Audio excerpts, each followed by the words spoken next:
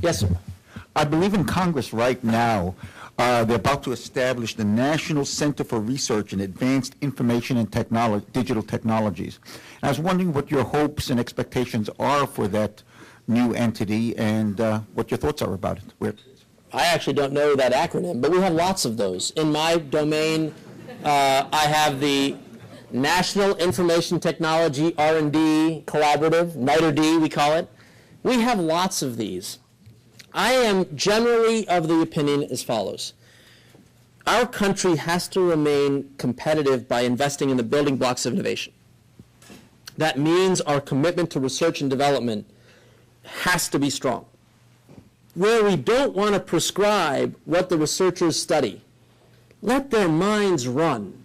We can write broad themes, which are priorities that a deliverable out of my office on behalf of the president is essentially a document calling for budget guidance to the agencies on how their technology R&D activity is funded. So that's sort of the channel by which we try to make broad themes into where we should focus on the basic research and development blocks.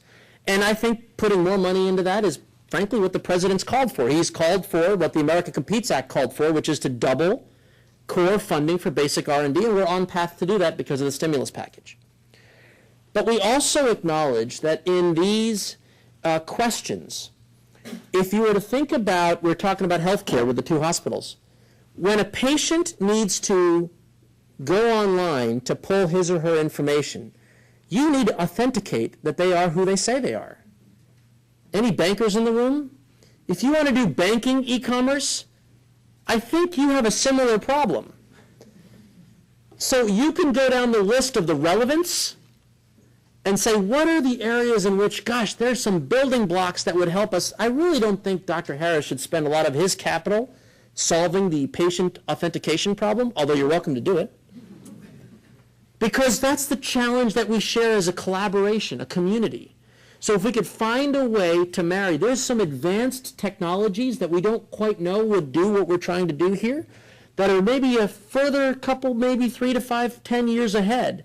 So we have, I think we have enough policy levers to answer the question. It's about leadership and a commitment to do that kind of matchmaking. So I don't know if a particular center focused on some narrow scope is going to solve any particular challenge, but I do want to solve the patient authentication issue and others like it in a secure way so that we can avoid identity theft and all the risks of the attacks that we're facing in this country on a daily basis from cyber threats and so forth.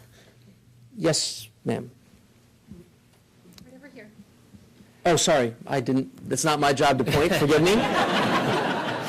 WVIZ, the public broadcast system that serves our region, is Yes, sir. truly one of the most innovative providers of technology and concomitant resources for both the general public and for education. Yes. Regretfully, in the previous administration, we saw excuse me, a tremendous erosion of support for PBS throughout the country. Yes, sir. What is being done now to restore some of that most needed support that's reaching such a large segment of our community? My area of focus on this, I served on the Public Broadcasting Board in the Commonwealth that related to the oversight of the various PBS stations. You must have a similar thing in Ohio. So my challenge was to take the world as it is today. I'm happy to be supportive of debates on where budgets should go. But in the world as it is today, we asked the following question. We went through this remarkable change in this country, and by the way, you've not heard a peep about it since. DTV, our transition to digital television. If we didn't have all the other problems in this country, could you imagine? In one fell swoop, we went from like 50 years of one way of living our lives to a completely new way, and what? Not a peep. I'm impressed. But you retained spectrum. Like most PBS stations are, you've got spectrum. What a powerful asset spectrum is. The auctions that were run to basically repurpose the spectrum that was freed up generated $19 billion of value when we resold them on the open market for a new generation of wireless internet services. Well, you retain some of that spectrum in your community. I don't know how you monetize it, but it would be interesting. What was that Fund of the Future thing you were talking about?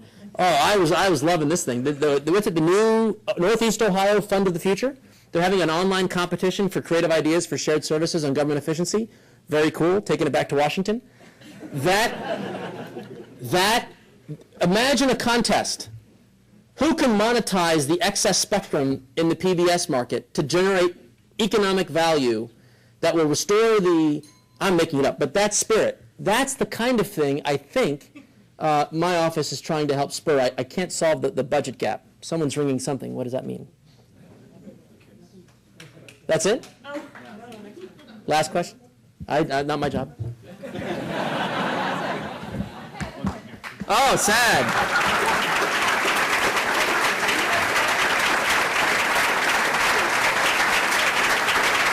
I guess it was over. Okay. Okay.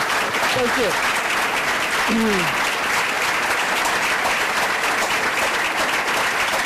Thank you, sir.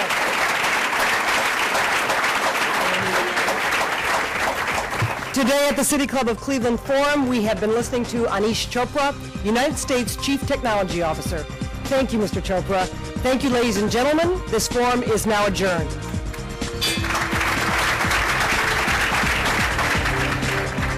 For information on upcoming speakers or for podcasts of the City Club, go to cityclub.org.